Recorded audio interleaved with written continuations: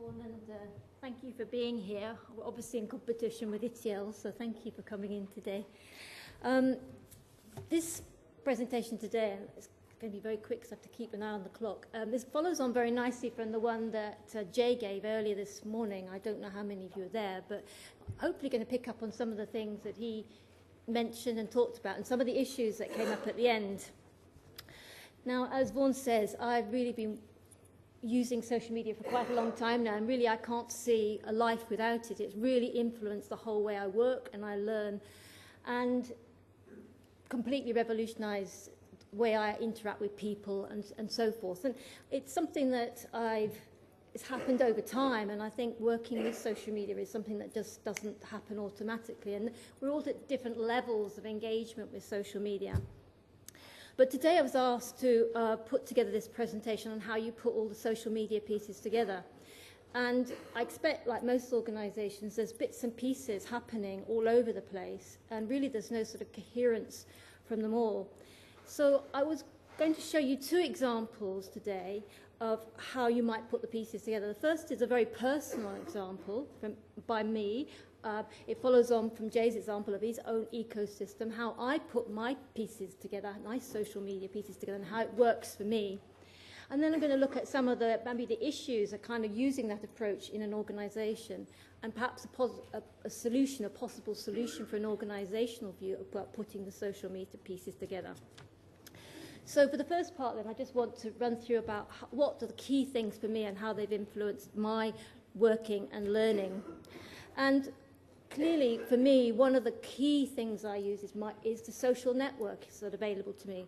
And I participate in many different networks. I don't just belong to one and then it all happens there. I belong to public networks, and I also belong to many different private social networks, which are on Ning, and which you probably know a lot about.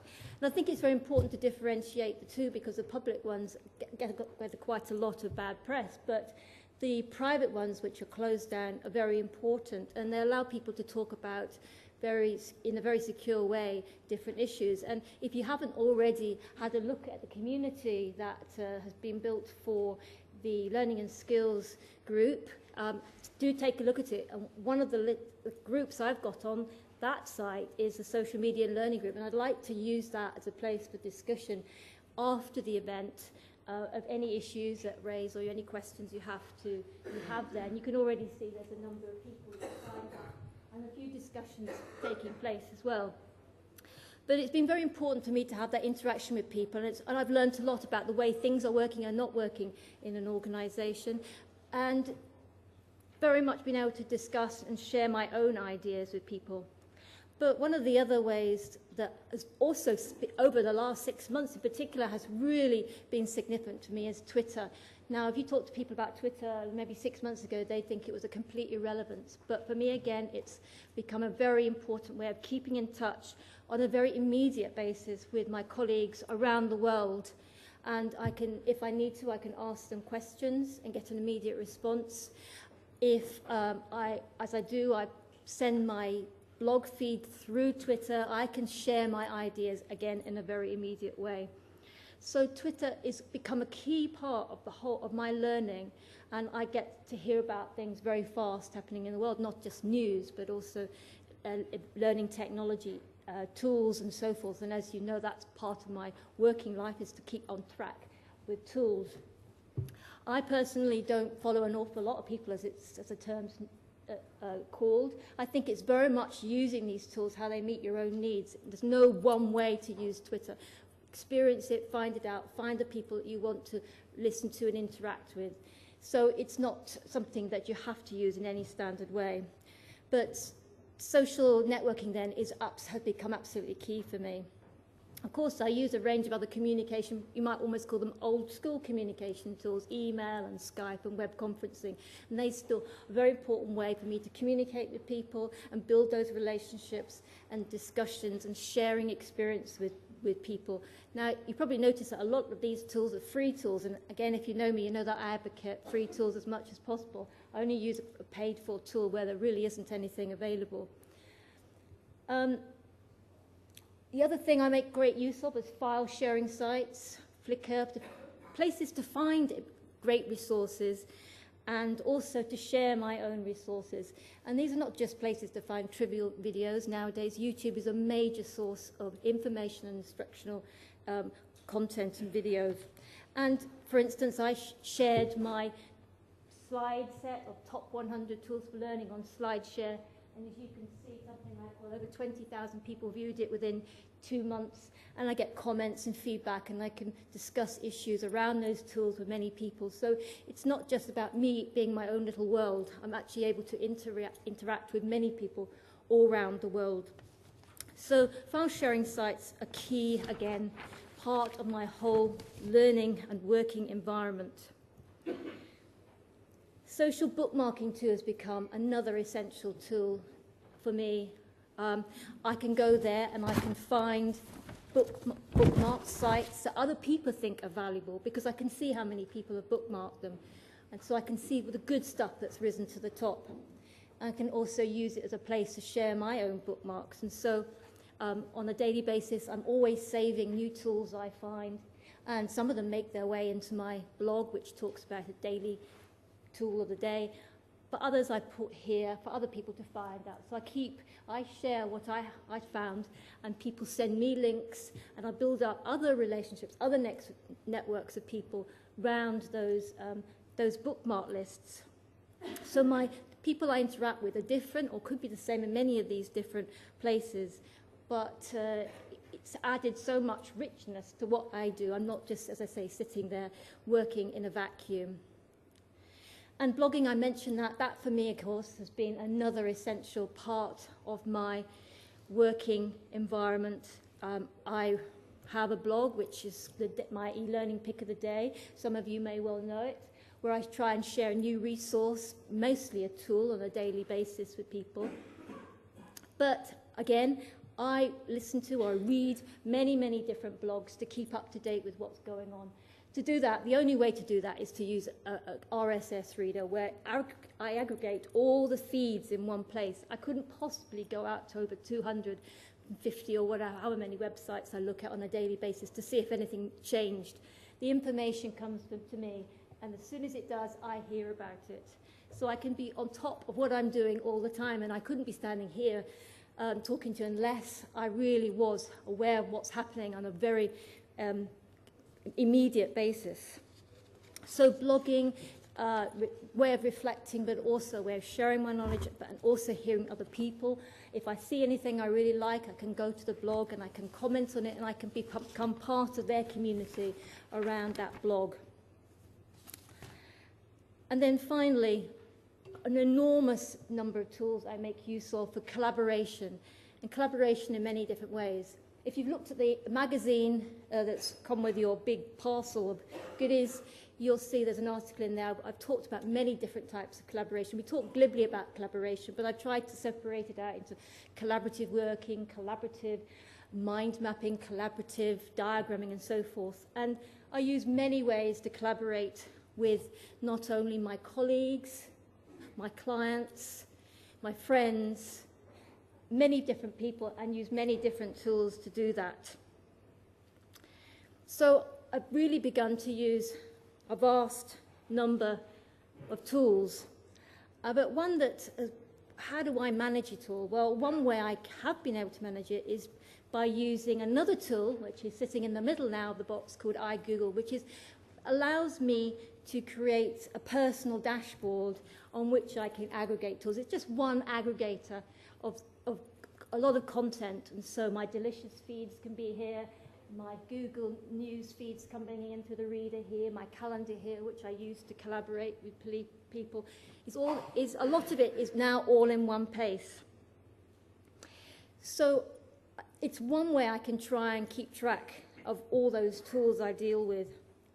And so what I've done is what many people are terming creating a personal or professional working or learning environment or network, a PLE or PLN. And that's becoming a term that's being used quite frequently. The working learning thing's very important to mention here, because what I'm learning, I'm working. For me, there is no difference between those two things. I learn to work and I work to learn. I just cannot separate out when I'm learning and working. For those things are very important to me. It's more than an environment. As you can see, it's about people. It's the people that are making the difference to what I'm doing. It's not about bits of content here and there in a structured format in a course or something. And in fact, you notice there's no formal courses in there at all. I don't learn that way anymore. It's about my interactions with people, my relationships with them, the information that I gain from them, the exchanges of ideas I have with them. And it's all very personal and professional, I guess, in this way too. But I bet you're sitting there thinking, hey, it's all right for her. Work's okay for her. She's just on her own. You know, she's just working on her own. She hasn't got to worry about other people. And that's right. I agree with you. I think it works very well if you're a self-organizing informal learner, which is what I am. I'm able to address my own learning needs. I know where to go, which tools to use. I make sure I use best of breed, and the way I found out which is best of breed is through that top 100 tools activity I run, which is where other people, other learning professionals have told me what they use, and I could try them out, and the good ones have risen to the top. And I'm also, I suspect, pretty socially media aware, so I know how to use these different tools, and I can manage a large variety of tools. And what I've done really, and many people in your organizations are probably doing the same, they're building their own personal learning environments. Probably fairly unwittingly, they're using Delicious, they're contacting people on Facebook or a Ning community or whatever it is, maybe using Twitter. So they actually are beginning to build their own personal learning environment. So it's not something that isn't happening, it is for sure. And it's very much a bottom-up approach in organizations. And you've got probably lots of people doing their own thing, building those networks, building those environments, using maybe different tools. So there are some disadvantages associated with that. If you built that model, it works very well. But what happens if you don't? What happens if you are a very formal learner, you know, who likes to be told when to learn, where to go for the learning, and doesn't really want to have any part in trying to find anything out? Is that going to work for them? What about the competence and the confidence levels needed to get to that state where you can build a large learning environment and network? And aren't those tools going to just be too overwhelming? There's many of them there in my environment, probably 30 plus tools I use. I'm happy to work with different interfaces, different functionality, but isn't it going to be overwhelming for them? I'm also using hosted services. It's okay for me. I'm happy about it. But organizations, so they want data and goodness knows what's happening all in different places around the net. Yes, it may be perfect, okay, but these are issues maybe people need to think about. Also, too, what I've done is created very much a personal environment, something that suits me, but not one that necessarily is for a group of people. It's not one that's kind of supporting I don't have to support other people in my group. I don't work in a big team. I don't work on big projects necessarily. Where I do, then I have other little activities going on. But this was one that was meant for me. So what about the groups? And of course, the one that always comes across to me when I talk to people about helping them set up personal learning environments and encouraging people to do it is that organizational fear of control. The letting people loose and not knowing what's happening, what data they're creating, what content they're creating. And that's, of course, why the LMS has been so popular. It's provided a place for people to go to find their learning. But it does have its limitations, especially in this kind of context. Firstly, very few, although more and more are beginning to introduce some social learning elements to them. Mostly they don't. Mostly they're concentrating on just core content rather than the social aspects. And secondly, of course, they're there to support a formal learning environment. And as we know, from hearing Jay and other speakers, that the informal, the non-formal, if you like, anything happening outside of a course is just as important to support and encourage as the formal.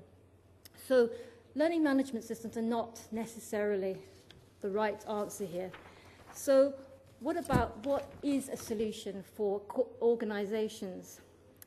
Well, we're now seeing a number of platforms coming on the marketplace now that kind of allow which support the use of a number of different social media tools in one place.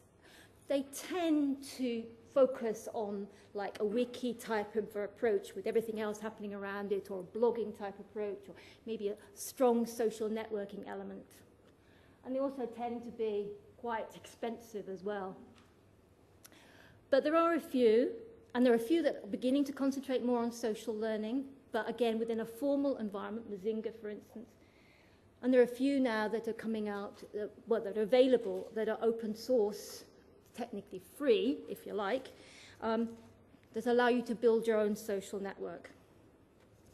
So what I'd like to do for the second part of this presentation is to show you now an example of how I'm working with a university in London. It's the University of East London, who are putting in place a social media platform to support the work that they're doing. And it will support, in fact, both the social learning aspects and the social networking aspects of their staff and students. And for that, we're using a platform called ELG, which is an open source platform, and we're building it from scratch. So at the moment, it's going in through its testing phase.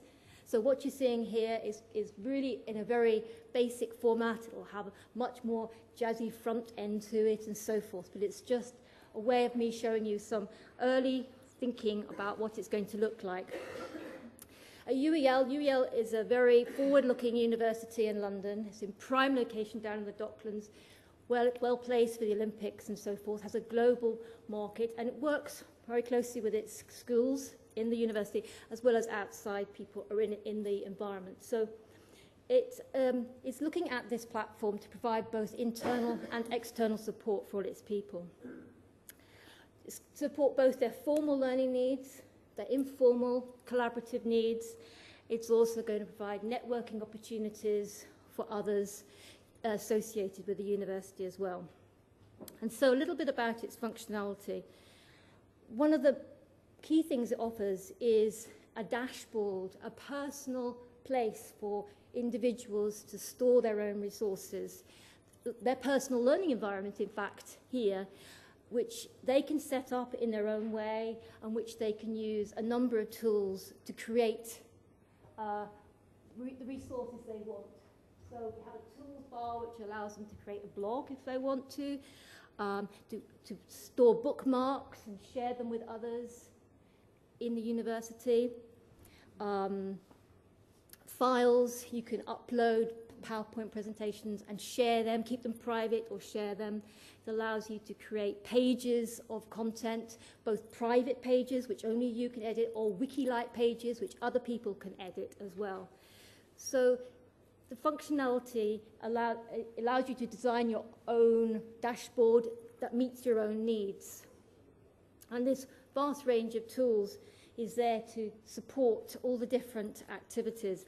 And because ELG is open source, there's a great big community of developers who are always developing plugins that you can add extra functionality all the time. So UEL decide that they need some new functionality, we can plug it in, or we can change it, or we can modify it.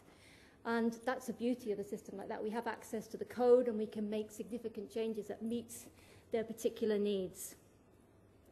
Unlike Ning, ELG also has a profile page. So if you're familiar with Ning, you only get one page. But in ELG, you get two. You get your dashboard and you get your profile page, which you can set up, and you probably would set up quite differently. And provide some information about yourself. And that's going to be important for finding out for lecturers and students to present themselves to the rest of the university. And make use of many of these tools. People that are there, their friends, message boarding, and so forth. But, of course, one of the key parts of it is the facility to create groups within it. And it allows you to create very much secure groups than, say, Ning possibly can, within which you can include files and blogs and pages, other content, and even discussion forums. And you can either make those publicly available, so anybody can join them, or privately available.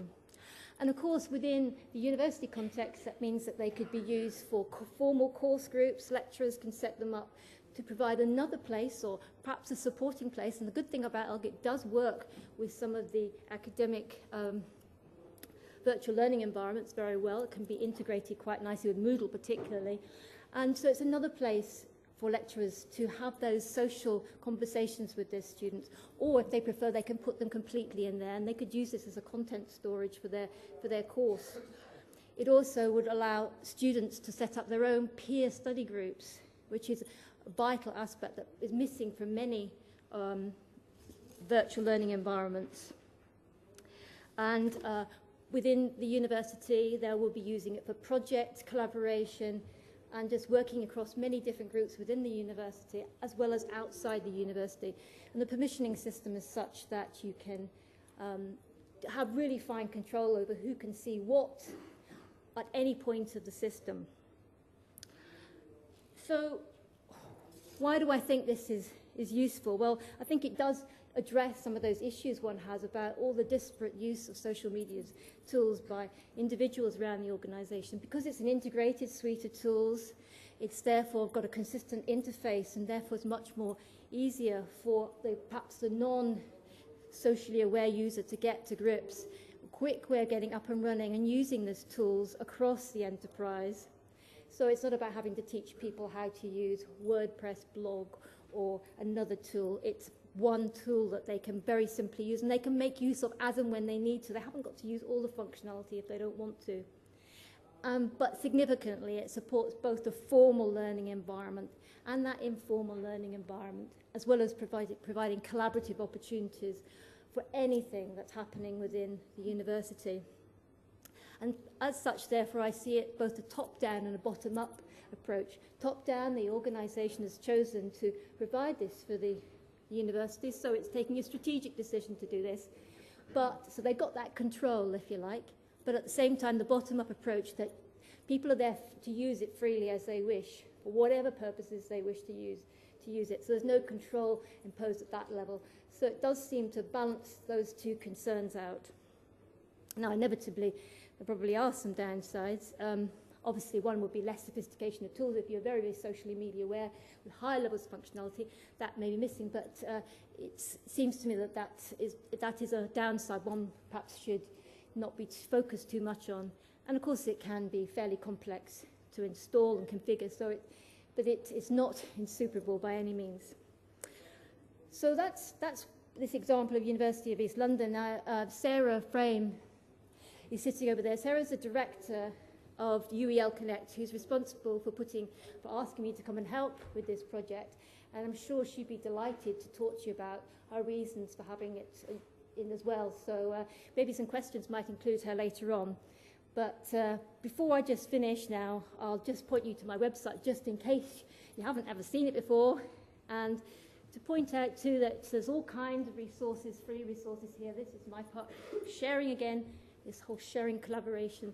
And the whole area on social learning. And I've just completed now a guide to social learning, which you can find on here both online and in a PDF format, which is free.